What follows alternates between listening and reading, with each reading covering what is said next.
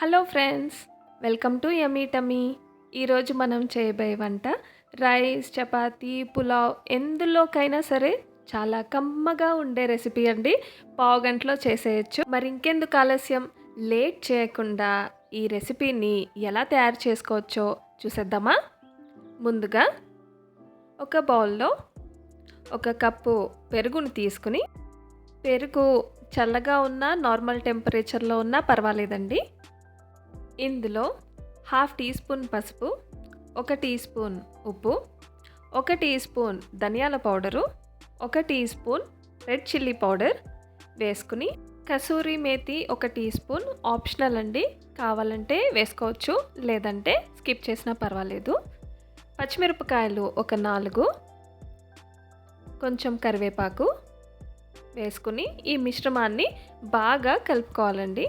తరువాత 3 medium size బంగాళదుంపల్ని ఉడికించుకొని ఇలా ముక్కల కింద కట్ చేసుకోవాలండి.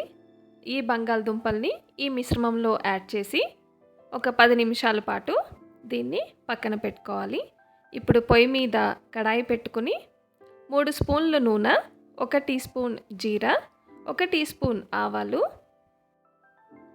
కొంచెం కరివేపాకు, ఎండుమిరపకాయలు చీల్చినవి 1 వేసుకుని ఇందులో 1 కప్పు ఉల్లిపాయ ముక్కల్ని వేసుకోవాలి.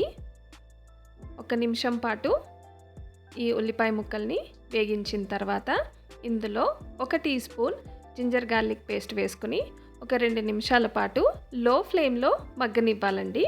పచ్చి వాసన పోయేంత వరకు మగ్గనిచ్చిన తర్వాత పచ్చి బఠానీ 1/2 కప్పు, జీడిపప్పు ముక్కలు 2 స్పూన్లు వేసుకుని దీన్ని లో ఫ్లేమ్లో ఒక 2 నిమిషాల పాటు మగ్గనివ్వాలండి.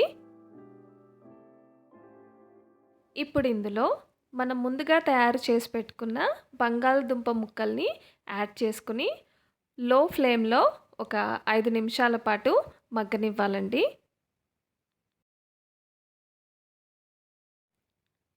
ఇప్పుడు ఇందులో 1/2 టీ స్పూన్ పసుపు, ఉప్పు రుచికి సరిపడంత, ధనియాల powder 1 teaspoon, red chilli powder 1 teaspoon add చేసి ఇప్పుడు ఈ మిశ్రమాన్ని లో ఫ్లేమ్లో 5 నిమిషాల పాటు మగ్గనివ్వాలండి.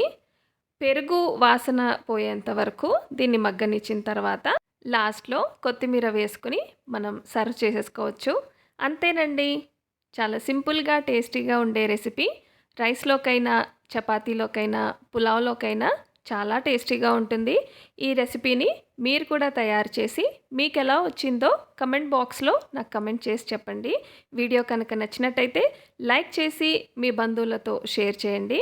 మరిన్ని రెసిపీస్ కోసం యమ్మీ టమ్మీని సబ్స్క్రైబ్ చేసుకోండి.